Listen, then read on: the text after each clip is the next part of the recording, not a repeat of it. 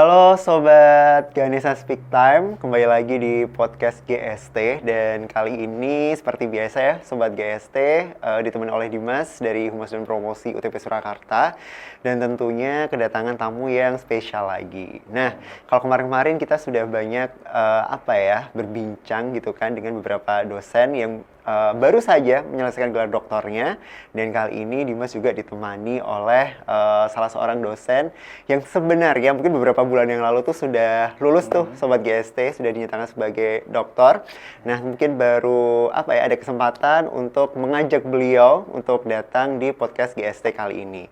Nah, mungkin langsung saja Sobat GST, saya sapa untuk tamu kita pada episode kali ini ada Bapak Dr. Agus Supriyoko MOR. Selamat datang Pak Agus. Selamat. Assalamualaikum warahmatullahi wabarakatuh. Waalaikumsalam warahmatullahi wabarakatuh. Mas Ayu, Mas, sahabat GST semuanya. Iya. Sehat selalu. Sehat Pak Agus? Alhamdulillah. Jadi mohon maaf kemarin itu mestinya jadwalnya di hari Jumat, tapi karena 1 minggu full kegiatan Peparnas, jadi akhirnya baru baru hari ini bisa podcast dengan Mas Ayu, Mas. Iya, karena cukup padat ya Pak jadwal kita. Sebenarnya kan tadi sempat saya singgung sedikit gitu. Sebenarnya Pak Agus ini sebenarnya lulus di bulan Juli ya. Betul. Bulan Juli. Nah, sebenarnya kita bisa gitu mencapai untuk bulan Agustus atau September gitu. Cuman baru jodohnya di Oktober kali ini karena juga kesibukan event-event univ yang sungguh luar biasa. Iya, ada wisuda, kemudian ada event-event ada lain. PKKMB dan lain sebagainya. Dan barulah berjodoh pada hari ini tentunya. Kalau teman-teman lihat ya, kok seragamnya sama, berarti di hari Senin. Iya, ini hari Senin. Di hari Senin seperti itu. Bagaimana Pak Agus rasanya setelah selesai menyelesaikan studinya? Ya, alhamdulillah. Yang pertama puji syukur saya panjatkan pada Allah Subhanahu Wa Taala atas perjuangan selama 3 tahun menempuh studi S3 di Universitas 11 Maret.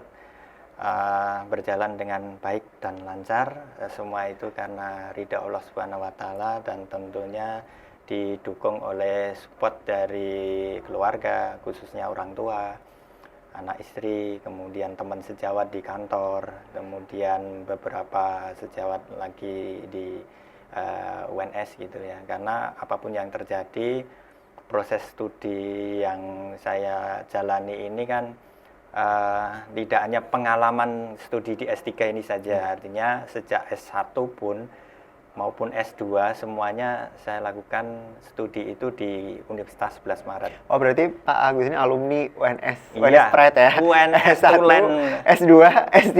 Iya, jadi UNS ketika tahun 2001 saya pertama kali studi di UNS untuk prodi Pendidikan Jasmani, Kesehatan dan Rekreasi. Kemudian lulus di tahun 2005, jadi pas itu 4 tahun. 4 tahun 0 bulan. Gitu 4 tahun 0 bulan. Ya. Kemudian S2-nya itu saya tempuh di tahun 2009 dan alhamdulillah lulus dalam tempo 1,5 tahun. 1,5 aja Pak? Iya, 1,5 tahun. Artinya 3 semester sudah selesai meskipun batas wajarnya itu studi S2 itu 2 tahun. Nah, kemudian S3 ini saya masuk di pandemi kemarin tahun 2021 dan selesai alhamdulillah tepat 3 tahun 0 bulan di tahun 2024 ini. Pak Agus berarti cukup disiplin waktu ya. S1 4 tahun pas, S2 malah 1,5 tahun, S3-nya 3 tahun 0 bulan. Itu tips and trick dan taktik Pak Agus gimana sih ngatur waktunya? Ya, sebenarnya saya sudah terbiasa dengan manajemen waktu, termasuk manajemen aktivitas yang sepadat apapun itu sebenarnya bisa kita manage dengan sebaik-baiknya sehingga punya skala prioritas. Mana yang penting, mana yang lebih penting, dan mana yang paling penting untuk bisa dilakukan gitu ya. Berarti ada ininya dulu ya Pak? Penting, lebih penting, dan paling penting. Iya, karena semuanya pasti penting. Pasti penting gitu. Jadi dari mulai kuliah awal sudah seperti itu ya Pak Agus berarti? Ya, bahkan waktu saya studi S1 itu Saya harus biaya sendiri dengan bekerja. Jadi kalau pagi kuliah sampai sore, kadang-kadang sorenya saya bekerja, jualan susu segar itu Oh iya? di warung tenda itu sampai malam. Itu saya lakukan setiap hari Kan untuk dari S1 sudah ada tugas Pak biasanya. Itu iya. manage waktu untuk ngerjain tugas skripsi itu bagaimana Pak Agus? Lancar-lancar saja. Lancar aja? Lancar-lancar saja. Bahkan di S1 itu dulu saya aktif berorganisasi juga, ikut organisasi kemahasiswaan, dan juga pernah dikirim mewakili universitas untuk kegiatan bahkan sampai ke luar Jawa, itu waktu itu di Pulau Talaut, Sulawesi Di Utara. Sulawesi. Kalau eranya sekarang itu program MBKM-nya lah gitu ya. Iya, Kalau iya. dulu kan belum ada. Iya. Tapi alhamdulillah dengan berorganisasi saya bisa melakukan aktivitas kuliah tanpa harus terhambat, bisa mengikuti program-program eksternal, termasuk dikirim pelatihan SAR, kemudian pelatihan Latsitarda itu sampai ke Sulawesi dekat perbatasan Filipina. Jadi cukup aktif ya Pak dari Iya, S1. itu dari S1 itu memang sudah terbiasa dengan manajemen waktu, manajemen activity yang baik gitu ya. Meskipun bekerja, kuliah tetap bisa lulus tepat waktu. Oke, saya penasaran malah dari S1 ke S2 ada jeda, itu kegiatan Pak apa? Mengajar, Ya, sudah mengajar waktu itu berarti Pak? Jadi saya lulus itu S1 2005, itu jeda 1 tahun baru saya ngajar. Oke. Jadi saya waktu itu ya melalang buana lah, masih muda, kemana-mana itu 1 tahun. Kemudian di tahun 2006 itu saya ngajar di SD Muhammadiyah program khusus sampai di tahun 2010. Jadi 2009 saya izin untuk studi lanjut.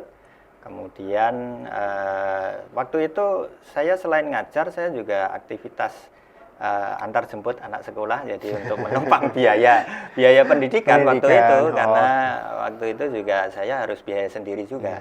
Kalau hanya mengandalkan gaji sebagai guru waktu itu kan belum cukup itu ya. Jadi sehingga saya banyak aktivitas ya antar jemput, kemudian les private renang, kemudian ya jual beli sesuatu yang bisa dijual dan berbisnis lah waktu itu. Nah, sehingga aktivitas saya itu bisa saya lakukan, studi bisa lancar, kemudian pekerjaan juga bisa berjalan dengan baik gitu. Itu sampai 1,5 tahun saya lulus, kemudian ya alhamdulillah ketika saya studi S2 awal itu sudah ditawari untuk di UTP ini, sehingga Tapi saya sudah masuk di sini juga sehingga Pak? saya sebenarnya sudah double itu, ngajar di sekolah, kuliah, sama ngajar di UTP itu ya. Tapi waktu jadi itu dosen jadi guru iya. Ya, tapi saya hanya awal-awal itu khusus yang kelas sore dulu. Waktu itu kan ada reguler sore. Jadi ngajarnya Sabtu Minggu, weekend. Oh, ya weekend. Ya, kalau yang reguler pagi saya belum siap karena aktivitas di sekolah dasar waktu itu masih padat sambil kuliah gitu. Sambil kuliah, terus akhirnya setelah lulus S2 1,5 tahun masuk ke UTP.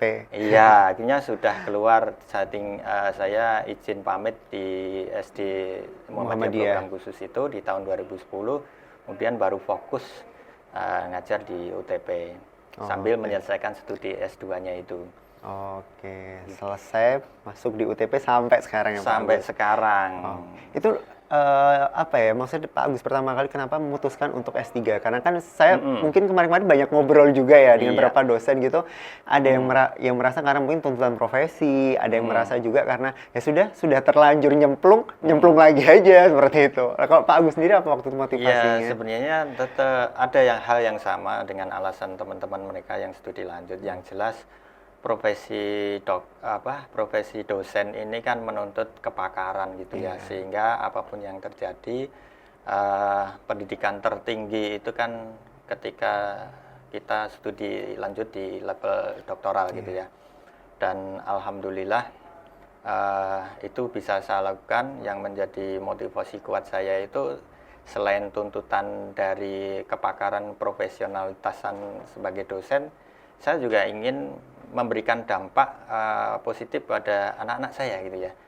Jadi anak-anak saya itu saat ini keempat-empatnya itu ya. Oh, Pak Agus punya 4 anak ya Iya, saat ini. anak saya itu keempat-empatnya Iya. ini saat ini sedang sekolah semuanya. Iya. Yang nomor Bapaknya satu sekolah, yang anak-anaknya sekolah iya, semua. jadi 5 waktu itu Iya. dari keluarga inti saya itu ada berenam yang tidak studi hanya istri saya. Istri, ini. ibunya ya. 5-5 sekolah semua. Iya, bapaknya studi, 4 anak saya ini studi. Jadi yang besar itu SMP kelas 9 sekarang. Ya, kelas 3 SMP lah. Oh, ya, gitu kelas ya. 3, iya. Kemudian yang nomor 2 itu sekarang kelas 6. Iya. Kelas 6 SD. Yang nomor 4 ini kelas 1. Yang terakhir TK. Oh, TK. TK, iya. Asik ya? Iya. Ini berarti termotivasi oleh anak-anak yang malah Iya. anak-anak saya sekolah lagi. Iya, ini bapaknya Oh. saja masih semangat untuk belajar gitu ya, sehingga tidak ada alasan lagi untuk anak-anak saya itu untuk malas-malasan untuk belajar gitu. Sehingga itulah yang menjadikan saya itu juga menjadi pemacu saya untuk terus sampai ke titik level belajar formal tertinggi di tingkat level doktoral ini. Oh, oke. Gitu, Mas. Nah, mungkin spill sedikit ya Pak Agus untuk Oke. Sobat GST gitu kan, karena juga banyak informasi gitu kan dari teman-teman Pak Agus sendiri, mungkin juga dari teman-teman BPM juga gitu. Iya. Karena kan Pak Agus ini tadi sudah menyebutkan lulus 3 tahun 0 bulan, Iya, berarti cum laude, iya. terus tidak pakai ujian terbuka, Iya. tapi menulis jurnal internasional berarti. Iya. Bu. Nah itu bagaimana sih Pak? Karena kan apa ya, banyak juga dari teman-teman dosen kita mungkin beberapa jujur aja ya Pak Agus ya, ada kesulitan untuk sampai ke sana gitu loh. Lah ini Pak Agus bisa dibilang selain manajer waktunya juga bagus, Iya. bisa lancar semuanya. Iya. Itu sih yang mungkin bisa menginspirasi sobat-sobat GST yang lagi nonton saat ini gitu. Nah, kata kuncinya hanya satu aja, disiplin. Disiplin. Ya, disiplin. Jadi setelah tahu manajemen activity, manajemen time, jadi harus disiplin. Saya di semester 2 akhir itu sudah aktif berkomunikasi dengan promotor. Oh, berarti semester 2 sudah dapat promotor? Iya, saya sudah dapat promotor. Ya, baru rancangan lah. Iya. Saya mencari promotor yang tepat untuk nanti karya saya mengarah kemana gitu. Iya. Hingga di akhir semester 2 itu saya sudah punya gambaran saya mau menekuni di bidang dunia olahraga pariwisata atau sekarang dikenal dengan sport tourism gitu ya. Manajemen sport tourism. Gitu. Maka saya akan nulis karya itu yang mengarah ke kepakaran saya itu. Akhirnya ketemulah promotor saya yang hebat itu ya, Profesor Dr. Agus Kristianto MPD. Dan saya aktif berkomunikasi. Kemudian ide-ide saya utarakan kepada beliau dan ditangkap dengan baik.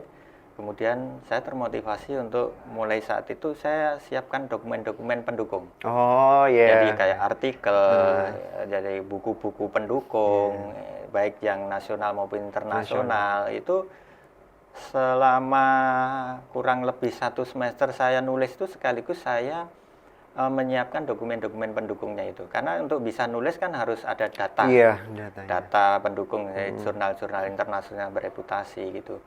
Sehingga dari situ saya sudah punya karya proposal gitu ya, proposal yang draftnya itu 1 semester itu sudah bisa saya ajukan untuk diuji. Oh, Jadi akhirnya di akhir semester 3 itu sudah di ACC dan awal semester 4 saya sudah ujian proposal dilanjutkan penelitian. oh, oke, berarti sudah kalau bahasa sekarang sempro ya Pak nggak salah. Ya, Proposal ya. seminar proposal ya. Oh. Itu. Berarti di semester 2 sudah memulai itu dulu. Iya, iya. Itu yang menjadi meskipun semester 3 itu masih ada 1 mata kuliah. Iya. Jadi sambil nulis, kuliah juga saya ikuti dan kebetulan waktu itu kuliahnya kan masih online ya karena Oh pandemi iya, itu karena ya. pandemi. Jadi itu memudahkan saya waktu itu untuk bisa lebih efektif dan efisien memanfaatkan waktu yang cukup untuk bisa membuat proposal disertasi itu. Oke. Nah tadi sempat disinggung juga ya Pak Agus bilang untuk mengambilnya fokusnya tuh sport tourism gitu. Iya. Kenapa Pak Agus? Dan maksudnya kalau boleh tahu, sebenarnya saya tahu sih tentang para layang ya. Iya, Itu kenapa oke. memilih olahraga itu gitu Pak? Iya, tapi sebelum saya jawab itu tadi ada yang belum saya jawab secara Oke, lengkap ya, boleh. kaitannya dengan bisa lulus kumlot ya. Iya. Kumlot tepat waktu itu. Jadi untuk studi tanpa ujian terbuka, salah satunya yang tadi belum Iya, dijawabkan benar. tanpa ujian terbukanya itu. Jadi memang di kebijakan di perguruan tinggi Universitas 11 Maret itu kalau jurnal hasil Internasional penelitiannya tadi. itu tembus Q1 atau Q2 itu bebas ujian terbuka. Nah, saya pun juga jauh-jauh hari itu sudah mempersiapkan itu. Mana jurnal yang akan saya bidik nanti, khususnya jurnal yang bereputasi yang nanti akan mengarah kepada bebas terbuka. Sehingga saya sudah pelajari dulu. Saya pelajari template-nya bagaimana, saya pelajari penulis-penulis Iya. dari Indonesia yang lolos itu judul-judulnya seperti apa, kemudian trik-triknya seperti apa. Karena kalau sudah ngomong publisher, kita itu sudah tidak bisa apa-apa lagi kalau belum memahami bagaimana trik untuk bisa lolos ke jurnal tersebut. Nah, sehingga itulah yang menjadikan proses itu bisa lebih cepat, tepat waktu, dan lancar gitu ya. Karena revisinya nggak terlalu banyak gitu ya. Kalau saya kemarin kebetulan hanya dikembalikan 4 kali. Hanya 4 kali. Hanya ya. 4 kali. Iya, 4 kali itu termasuk hebat. Oh, Ya. Rata-rata itu banyak, bahkan kalau sudah yang sakit itu ketika sudah direvisi lebih dari 5 kali misalnya itu, kemudian ditolak. Coba bayangkan, kan itu rasanya gimana gitu loh, sudah direvisi kemudian ditolak, akhirnya kan ganti jurnal lagi, itu butuh waktu. Dan itu waktu saya mulai dari submit, revisi sampai accepted hingga produksi itu butuh waktu 1 semester sendiri. 6 bulan ya? 6 bulan, ya 6 bulan. Pas tepat waktu di situ. Saya diterima, saya proses administrasinya, saya ujian. Waktu itu ujian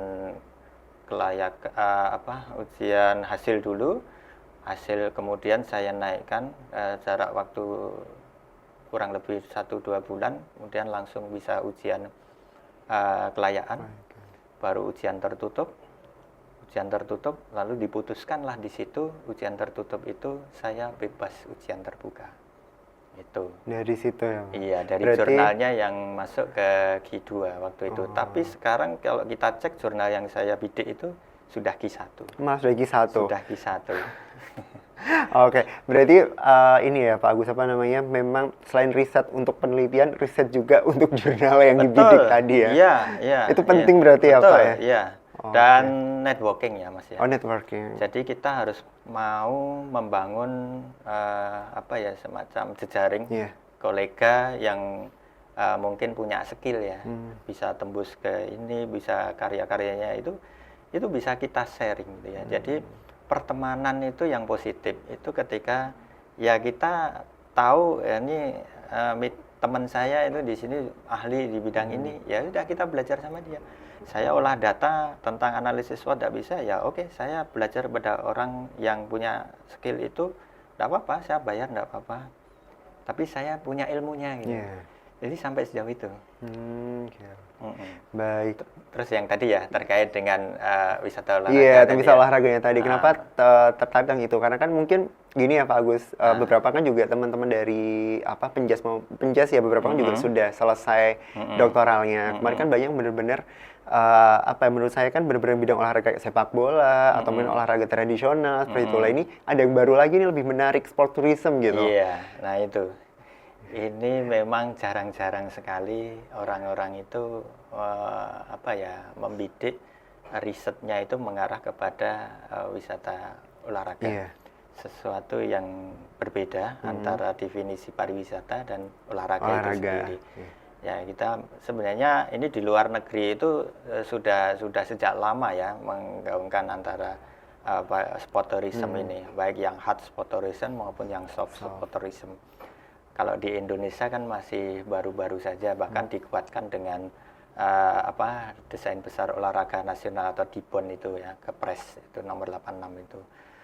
Sehingga komitmen antara dua kementerian yang ada di Indonesia, Kemenparekraf dan Kementerian Pemuda dan Olahraga, itu sudah menyepakati bahwa wisata olahraga atau sport tourism ini akan menjadi prioritas kekuatan pengembangan ekonomi nasional. Sehingga itulah yang menjadi daya tarik saya, tidak harus selalu konsentrasi bidang sport science, tetapi bisa membidik wisata olahraga maupun sport industri, industri olahraga. Industri olahraga. Ya, karena itu saling terkait. Jadi kalau kita kembangkan dengan pariwisata olahraganya, otomatis industri olahraganya juga akan berkembang dengan baik. Itulah yang ke depan perlu menjadi perhatian lebih serius, sehingga dengan banyaknya ahli atau pakar di bidang pariwisata olahraga ini nanti akan bisa mengembangkan olahraga dari sisi yang lain dan bisa memberikan penguatan ekonomi, bisa menguatkan UMKM dari yang terlibat dalam lingkaran pariwisata. Ya, jadi pariwisata di situ ada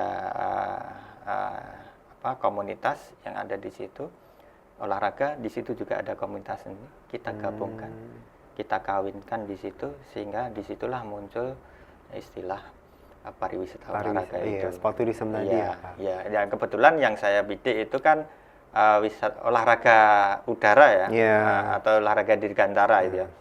Jadi di daerah kawasan Kemuning, Segoro Gunung Kemuning Ngargoyoso, Kecamatan Ngargoyoso, Karanganyar, Jawa Tengah. Itu tempat Pak Agus penelitian ya? Tempat lokus penelitian saya itu ada di situ. Karena saya melihat di daerah Ngargoyoso itu ada satu kecamatan yang 10 tahun terakhir ini perkembangan wisatanya cukup masif itu ya, cukup bagus. Itu wisata alamnya maupun wisata-wisata lainnya yang ada di sekitar Kecamatan Ngargoyoso itu, bahkan yang dulu larinya ke Tawangmangu, ikonnya ada di Tawangmangu, itu 10 tahun terakhir itu ada pergeseran. Pergeseran wisata itu mengarah ke Kecamatan Ngargoyoso. Satu, alasannya lebih dekat dengan kota Solo, pusat kota. Kalau Tamus harus naik ya Pak? Iya, harus naik.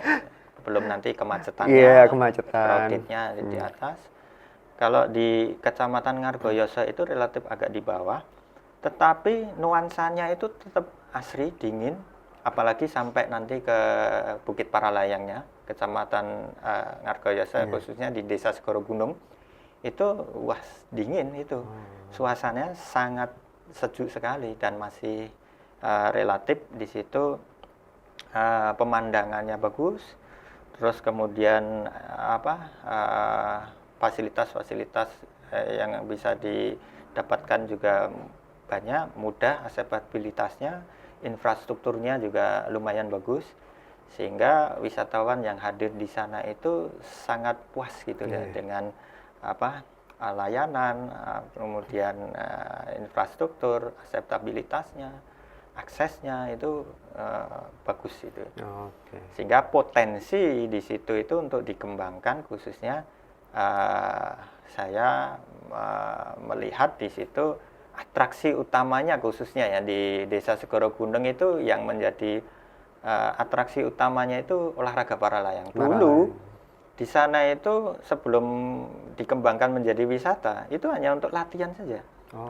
Jadi atlet-atlet ya Solo Raya lah atau Jawa Tengah itu di sana itu hanya latihan terbang, udah selesai naik lagi terbang. Jadi belum sampai mengarah kepada pariwisatanya. Meskipun di area sekitarnya itu menjadi daerah destinasi wisata, tapi belum mengarah kepada wisata olahraga lah. Di awal sekitar 2000 berapa ya, kurang lebih ya 2016 ya. Kalau berdasarkan hasil riset saya itu di 2016 itu sudah agak masif gitu ya. Di daerah Bukit Paralayang itu sudah dikembangkan secara masif. Banyak wisatawan hadir di sana. Awalnya hanya melihat, kemudian komunitas paralayang itu di sana sudah mengembangkan terbang tandem. Awalnya mereka hanya melihat paralayang dari dekat, Kemudian sekarang wisatawan tuh bisa aktif ikut terbang dengan metode terbang tandem. Oh, yang berdua itu nggak sih, Pak? Ya, Oh, ya yang terbang berdua. tandem itu dengan pilot, kemudian penumpangnya ada di depan. Di depan. Mm-mm. Berarti maksudnya daerah yang tadi yang Ngargoyoso sekarang nggak cuma untuk digunakan latihan aja, tapi kayak kita mungkin masyarakat atau mungkin wisatawan bisa mencoba langsung ya, Pak? Iya, Di iya, sana. iya. Oke. Wisata olahraga. Jadi kalau dikatakan wisatawan itu aktif, ya dia ikut aktiviti terbangnya itu Terbang. saja. Oke, baik. Tadi sedikit tentang masalah disertasi, bukan masalah ya, tentang disertasinya Pak Iya, Agus gitu. iya. Oke, nah kali ini pertanyaannya itu lebih ke personal gitu Pak Agus. Ya, Nah, setelah menjadi apa ya, setelah lulus dari doktoralnya ini gitu kan, pasti ada sih target-target yang ingin dicapai Pak Agus selanjutnya. Yang jelas tentunya harus semakin lebih produktif ya, karena tuntutan kepakaran itu kan nanti dilihat dari karyanya. Jadi seorang dosen yang sudah lulus doktoral tentunya harus lebih produktif dalam membuat karya yang dipublikasikan, hasil penelitian, hasil pengabdian pada masyarakat. Lah itu nanti selain terutama yang pertama yaitu pendidikan ya, mentransfer knowledge gitu ya, pengetahuan kepada mahasiswa gitu ya. Itu memang menjadi prioritas ya. Jadi nanti lebih produktif pasti itu ya dalam pengembangan pembelajaran, pengembangan kepakaran yang harus ditransformasikan dalam kampus gitu ya. Khususnya bidang keahlian saya di manajemen olahraga gitu ya.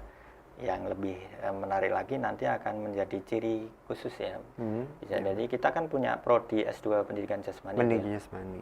Nah, itu nanti mudah-mudahan memiliki daya tarik tersendiri orang-orang yang mau calon mahasiswa S2 khususnya itu yang mau belajar lebih spesifik kaitannya dengan manajemen olahraga, baik itu olahraga pariwisata, olahraga tradisional maupun fokus pada olahraga pendidikan atau physical education-nya itu tertarik dengan di UTP gitu ya. Karena UTP punya dosen-dosen yang sudah ahli misalnya di bidang keahlian physical education atau pendidikan jasmani. Di situ juga orang yang punya passionnya di manajemen olahraga, bahkan bisa mencakup olahraga wisata maupun industri olahraga.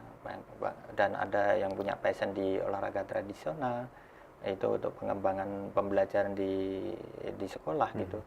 Jadi pasti akan menjadi menarik untuk calon mahasiswa baru baik di S1 maupun yang di S2-nya UTP. S1 yang keolahragaan lah. Berarti setelah ini siap untuk ngajar S2 juga Pak Agus?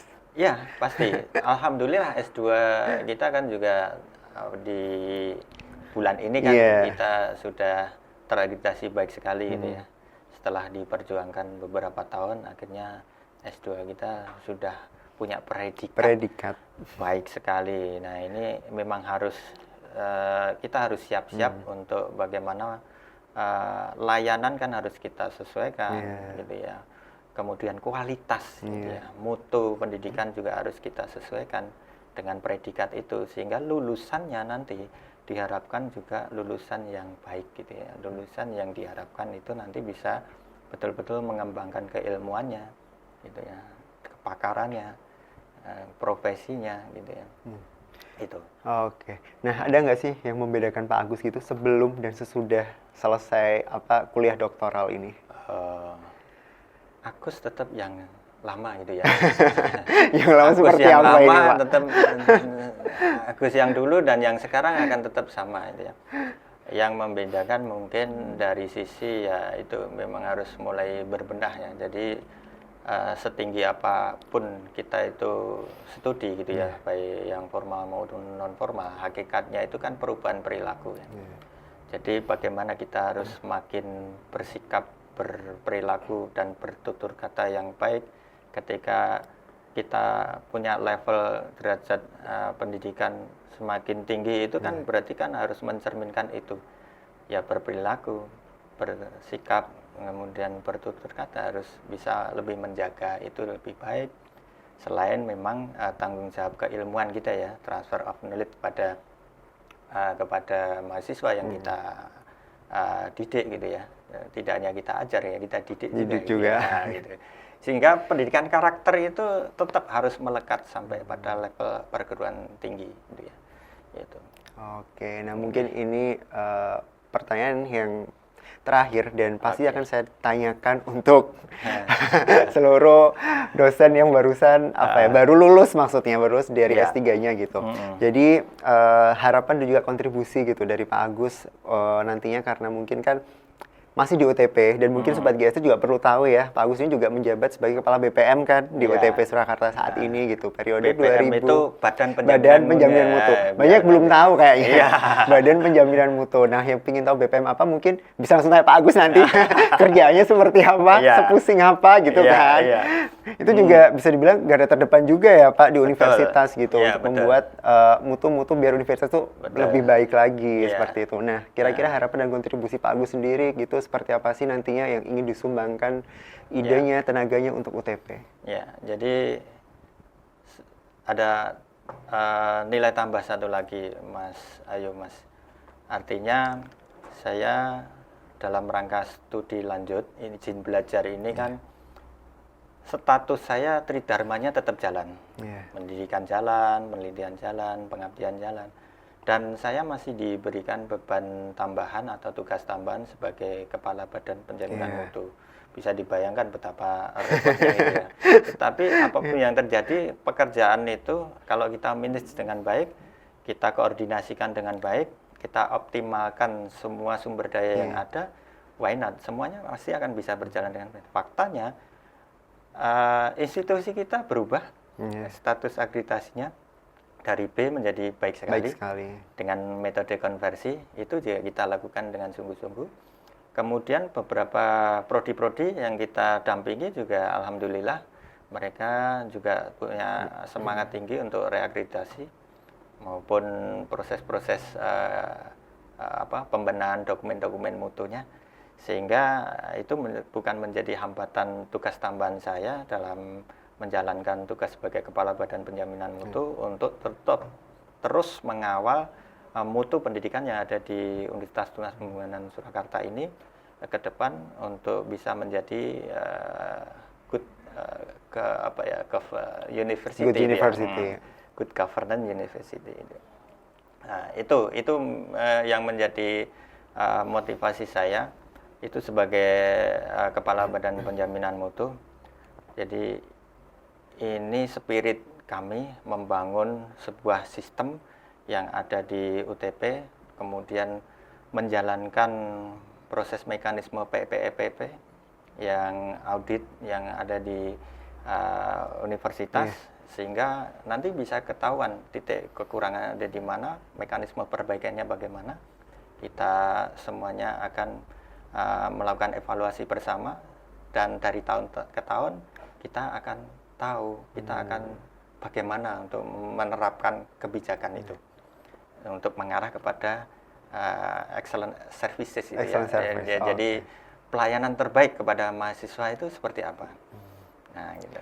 Oke, mungkin ada yang tambahkan lagi Pak Agus? Ya, jadi selain dalam konteks apa yang saat ini amanah diberikan kepada saya, secara umum, jadi sebagai seorang dosen gitu ya, Mas Tridharma itu kan ujung tombak kita, tugas pokok kita itu ya, mengajar, meneliti, mengabdi gitu ya. Itu tetap menjadi prioritas. Jadi dituntut dengan setelah selesainya saya studi doktoral ini, pengembangan metode pembelajaran pasti ya. Karena di era sekarang ini kan dituntut yang namanya era teknologi yang serba canggih gitu ya. Mungkin yang belum banyak ditransformasikan kepada mahasiswa itu kan pemanfaatan artificial intelligence ya, AI itu. AI ya, itu mahasiswa kan saat ini, termasuk saya sendiri itu kemarin juga diuntungkan dengan AI itu. Bagaimana saya dalam mendesain pembelajaran, menyusun PowerPoint, ya semuanya sudah serba canggih sekarang. Cuma kalau belum mengikuti perkembangan itu, ya tentunya akan sedikit ada ketertinggalan lah. Selain hal-hal lain, produktivitas dalam menulis, membuat karya, ya itu nanti akan terus saya kembangkan. Bermitra dengan teman sejawat, bahkan bermitra dengan di luar universitas pembangunan, di perguruan tinggi lain, kolaborasi, manajemen kolaborasi dalam konteks Tridharma itu akan saya bangun jejaring, networking, kemudian bisa saling menguatkan. Dan secara pribadi menguntungkan saya, dan secara institusi juga akan lebih diuntungkan. Ya, jadi yang kita pikirkan tidak hanya diri sendiri itu ya, pengembangan pribadi ya, tetapi juga ada apapun yang terjadi. Saya ini anak UTB itu ya. Jadi ciri-cirinya UTB itu sudah melekat lah. Iya, sudah mengalir dalam darah saya itu ya. Nah, itu yang harus saya berikan kepada teman-teman. Motivasi itu yang harus saya tanamkan kepada teman-teman. Ciri-ciri TP: patriotisme, kepeloporan, kemandirian. Harus betul-betul itu mendarah daging. Itu tagline yang luar biasa, dan itu harus diimplementasikan ke dalam kegiatan aktivitas kita sehari-hari dalam menjalankan tugas sebagai dosen gitu ya, maupun yang lain gitu ya. Iya. Gitu. Baik Pak Agus, mungkin bisa, kan Sobat GST kan beragam ya Pak Agus. Maksudnya untuk yang paling terakhir untuk segmen kali ini gitu, mungkin bisa memberikan closing statement, bebas, boleh quotes, mau pantun atau apapun. Saya persilakan untuk Pak Agus untuk bisa memberikan motivasi, semangat juga untuk Sobat GST yang nonton untuk episode kali ini. Jadi tetap berusaha, ikhtiar, lakukan dengan sungguh-sungguh. Jangan lupa iringi dengan doa. Ya, doa itu harus betul-betul sebagai kekuatan untuk mendorong apa yang kita ikhtiarkan itu bisa terwujud. Kalau sudah dua hal itu dilakukan, ya kita harus siap, kita harus bertawakal ya, menerima apa yang menjadi qodratullah itu ya, apa yang menjadi ketentuan Allah. Tetapi kata kuncinya adalah dua hal tadi. Yang pertama ikhtiar, sungguh-sungguh, disiplin, diiringi dengan doa, itu wajib kita lakukan. Terus jangan lupa, kalau orang tua kita masih ada, khususnya ibu atau bapak, selalu minta doa restu. Apapun yang terjadi, restu dari orang tua itulah yang menjadi pintu kemudahan dari setiap aktivitas yang kita lakukan. Demikian. Oke, terima kasih Pak Agus. Ternyata banyak hal lagi tentunya yang saya dapatkan gitu. Terutama dari Pak Agus juga. Kuncinya disiplin tadi ya Pak. Iya. Banyak-banyak ya. Satu kata aja, disiplin. Ya. Untuk teman-teman Sobat GST mungkin lagi skripsi ya Pak. Lagi mentok-mentoknya gitu kan. Nah ternyata Pak Agusnya bisa ngelalui itu semua dengan tepat waktu semua karena disiplin itu tadi. Semoga bisa memberikan manfaat untuk Sobat GST yang nonton. Seperti itu. Sekali lagi saya ucapkan selamat buat Pak Agus. Terima kasih sudah mampir di podcast GST kali ini. Semoga nanti bisa berbincang lagi di podcast dengan episode-episode selanjutnya, Pak Agus. Siapa tahu kita membahas tentang olahraga, sport tourism gitu kan, hal-hal yang lain menarik lainnya. Bisa kita undang lagi Pak Agus untuk episode selanjutnya.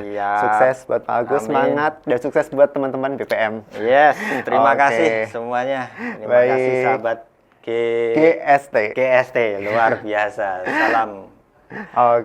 Baik Sobat GST, itu dia perbincangan saya dengan Bapak Dr. Agus Supriyogo MOR. Beliau baru saja menyelesaikan studi doktoralnya, dan semoga apa yang disampaikan oleh Pak Agus tadi bisa menginspirasi, memberikan manfaat juga untuk Sobat GST yang nonton kali ini. Baik, saya pamit undur diri. Terima kasih, semangat untuk Sobat GST semuanya, dan sampai jumpa di episode selanjutnya. Dadah. Dadah. Tos dulu.